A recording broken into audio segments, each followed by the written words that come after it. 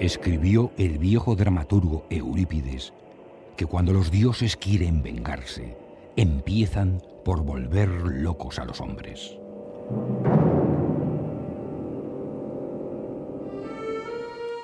El atentado sufrido por los Estados Unidos el pasado 11 de septiembre ha sido calificado por algunos como el punto de inflexión de una nueva era.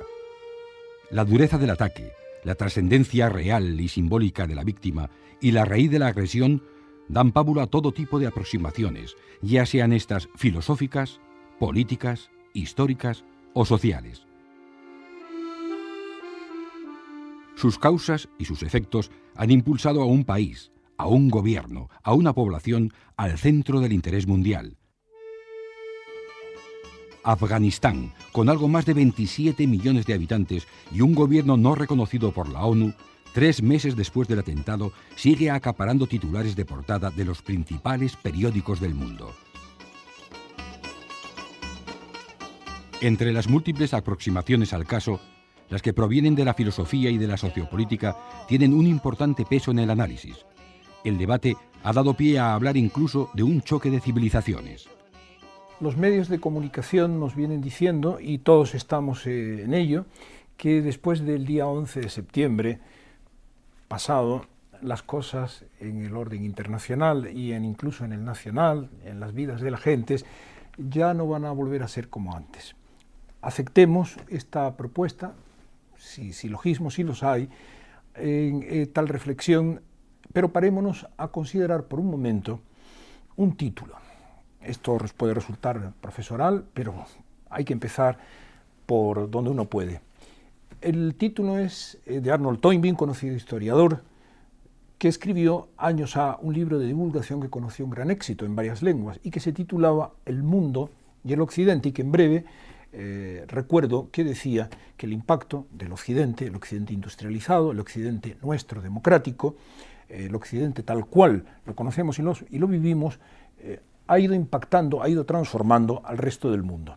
Me valgo de esta referencia para plantear una cuestión en relación con la guerra en Afganistán y lo que nos viene preocupando en este espacio de televisión, a saber, el trasfondo histórico de la zona, de las gentes y de lo que ha supuesto en diferentes momentos, en diferentes coyunturas, ese teatro de hoy de la guerra y de civilizaciones clánicas, tribales, por tanto sui generis, que ha sido Afganistán. La pregunta es, ¿el occidente ante el Islam? No seré yo quien siente cátedra en torno a esta cuestión, pero por cuestión de oficio sí tengo que decir que hay algunas reflexiones que creo que han de hacerse, que interesan y que hacen al caso. Esta confrontación, en el principio del siglo XXI, ha evidenciado la interconexión internacional de todos los sucesos. Las repercusiones del 11 de septiembre se han sentido en todo el planeta. En un mundo como el que vivimos, parece mentira que todos estemos ahora tan interesados en lo que sucede en un país como Afganistán, que es un país remoto y mal conocido por muchos de nosotros hasta ahora, ¿no?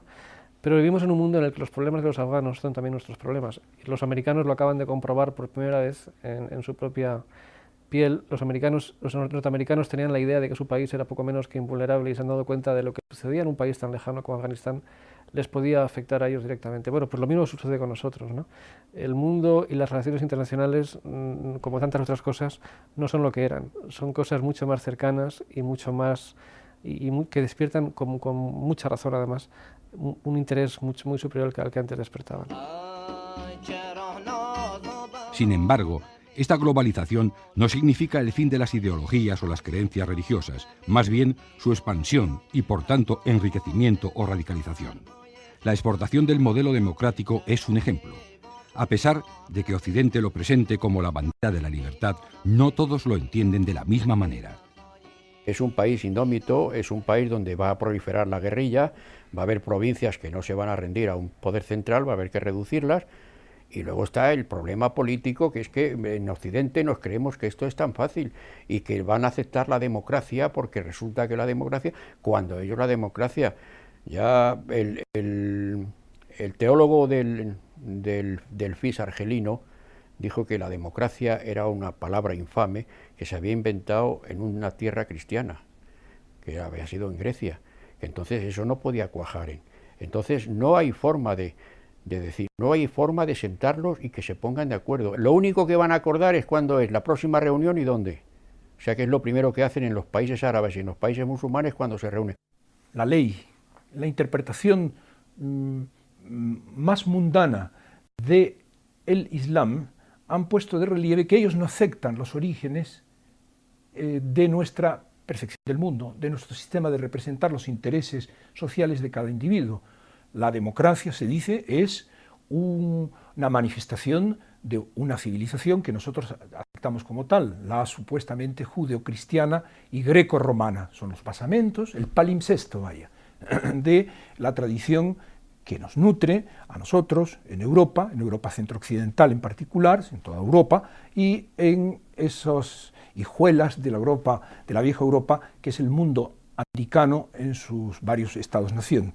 Pues bien, muchos de los maestros, muchos de los intérpretes más moderados o más radicales, el Islam radical, término fundamentalismo, dicen las autoridades, es un término poco feliz que se ha hecho nuestro y se ha divulgado, pero sin razón. Ese Islam radical, en definitiva, está de acuerdo, el Islam radical, pero moderado, no con manifestaciones terroristas, estaría de acuerdo en principio con que habría que recoger los intereses de las gentes, en la Medina, en los barrios de la ciudad musulmana, pero no de acuerdo a los patrones, los métodos y sistemas, véase, sistemas de partidos políticos en un abanico amplio, véase el ejercicio constante a través de las urnas, que es un rito de paso en Occidente, pero que parece que para estos musulmanes moderados, no hablemos, decía antes, para los ya inclinados hacia una versión más radical, cuando no puritana, véase el wahabismo de la Arabia Saudí, naturalmente esas manifestaciones de civilización y de tradición política occidentales no serían fácilmente introducibles de una vez por todas y cómodamente en los países de origen, tradición y raigambre árabe-islámica. En el fondo, lo que se ha evidenciado es una corriente crítica contra la ideología exportada por los países del primer mundo, basada esta crítica fundamentalmente en una creencia religiosa. En América Latina, en tiempos, la teología de la liberación misma, si me permito recordar, la teología de la liberación, movimientos radicales guerrilleros, que ya son historia en el mundo iberoamericano de los años 60 a los 80, y de ello quedan algunas secuelas, y por no hablar de otras manifestaciones de repulsa al occidente, ejemplo manifiesto de las cuales fue el Vietnam.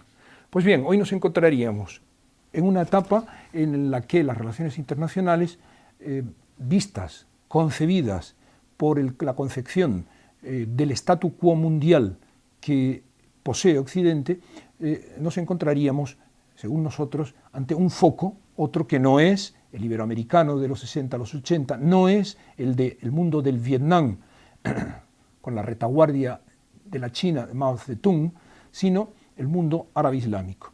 La aparición del libro de Jürgen Haber sobre la violencia religiosa como un fenómeno que afecta ya no solo al Afganistán de los talibán, de Al-Qaeda o con la cabeza visible de Osama Bin Laden, sino naturalmente a los Sikh, a los hindúes, a la judería ortodoxa ultra, o naturalmente a algunos grupos sectas, sobre todo de jóvenes cristianos, los guerrilleros de Cristo en los Estados Unidos, serían manifestaciones, la fenomenología de un renacimiento de las pasiones religiosas, Bernard Louis Dixit, las pasiones religiosas que con sorpresa para la mujer, para el hombre de la calle, en Madrid, en París, en Nueva York, un fenómeno de pasiones, de movilización por esos sentimientos que no nos repercuten ni nos movilizan a nosotros. y que, sin embargo,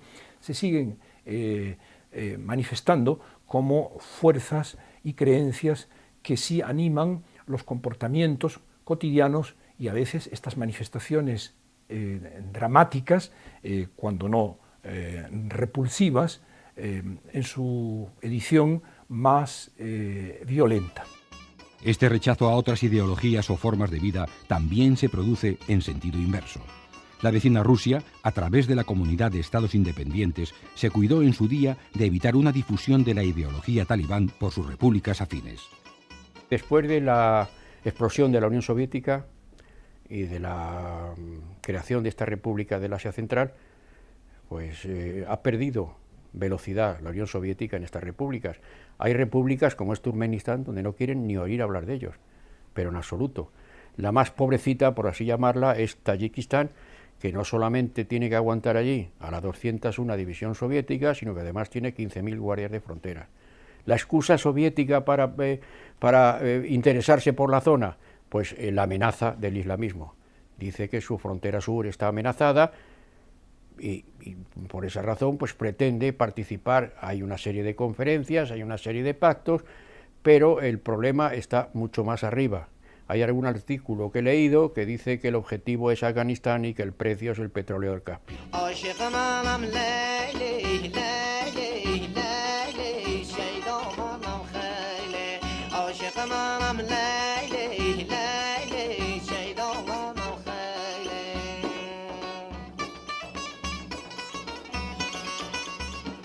La zona sobre la que se asienta Afganistán es y ha sido un territorio conflictivo.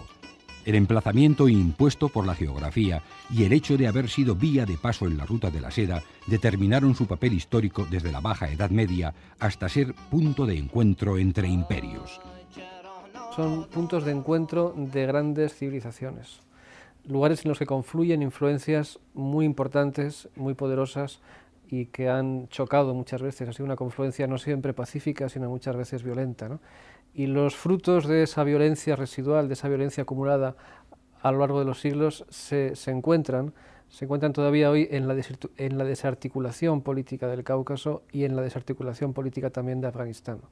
O sea, son regiones del mundo que por sí mismas no han tenido nunca la capacidad para establecer un orden estable, sino que se han visto sometidas a poderes extraños o extranjeros o vecinos mucho más fuertes, mucho más importantes, ¿no? En ese sentido comparten un destino trágico. Este destino trágico parece ser una constante hasta nuestros días. Las riquezas naturales y su localización privilegiada le convierten en fruto apetecible para muchos estados vecinos.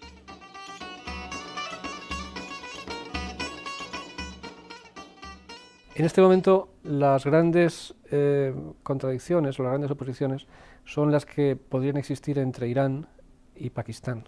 Irán con sus clientes que son los chiitas o los tayikos, que aunque no son chiitas tienen también la lengua persa, el farsi, y los pakistaníes, que por supuesto que tienen más influencias en los pastunes. Entonces, esos dos grandes vecinos son aquellos cuyos intereses geoestratégicos hay que conciliar de común acuerdo, por supuesto, con los intereses de sus aliados internos afganos. Naturalmente que va a haber un gran juego en este momento sobre Afganistán, en el que también puede incluir incluso desempeñar un papel los intereses del petróleo del Mar Caspio, porque una de las salidas naturales del petróleo y del gas de Turkmenistán, del petróleo del Caspio, de Kazajstán, de Azerbaiyán y del gas de Turkmenistán es precisamente un gasoducto que se podría construir y que está planeado sobre el papel. Naturalmente no hay planes concretos ni financiación prevista, pero en el futuro, si la situación se estabiliza, podría construirse entre el Mar Caspio, Turkmenistán, Afganistán y los puertos del Índico de Pakistán. De modo que todos esos intereses que están ahora mismo sobre la mesa son intereses que hasta ahora han estado prácticamente bloqueados por la situación política de Afganistán, pero que si la situación se estabiliza, como todos esperamos, podrán empezar a desempeñar un papel mucho más importante.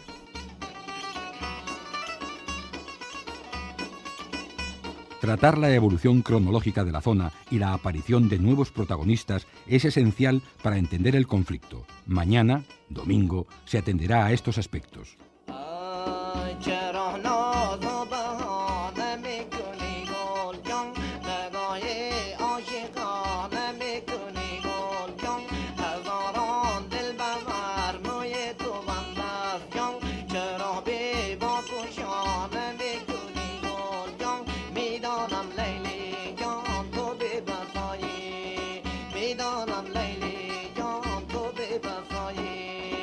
عاشق منم لیلی